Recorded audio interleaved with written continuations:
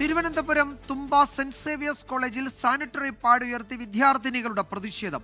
ആർത്തവത്തിന്റെ പേരിൽ അധിക്ഷേപിച്ച അധ്യാപകനെതിരെ നടപടി ആവശ്യപ്പെട്ടാണ് പ്രതിഷേധം.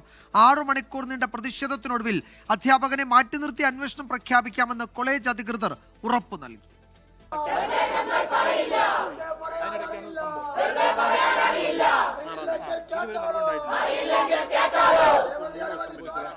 NSS ക്യാമ്പിന്റെ ഇടയിൽ സാർ 2 പ്രസ്താവനകളാണ് ഇറക്കിയത്.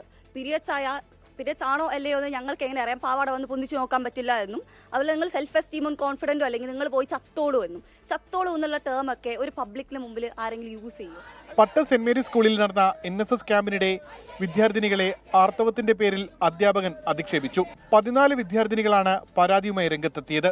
പരാതിയിൽ തുടർ നടപടി എടുക്കാത്തതിനെ തുടർന്നായിരുന്നു പ്രതിഷേധം. നേരിയ സംഘർഷത്തിലേക്കും പ്രതിഷേധം വഴിമാറി.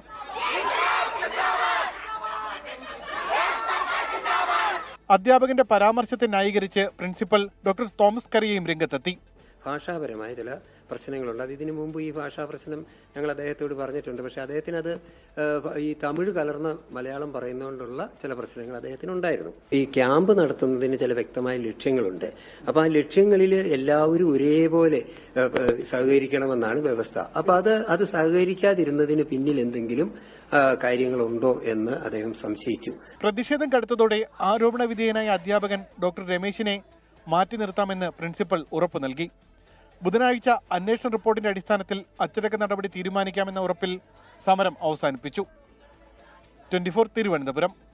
ലോകത്തെവിടെയായാലും ഏത് സമയത്തും 24 വാർത്തകളും ഓഗ്മെന്റഡ് റിയാലിറ്റി പാക്കേജുകളും എക്സ്പ്ലെയിനറുകളും വിശദമായി കാണാൻ ഞങ്ങളുടെ യൂട്യൂബ് ചാനൽ നിങ്ങൾക്ക് സബ്സ്ക്രൈബ് ചെയ്യാം.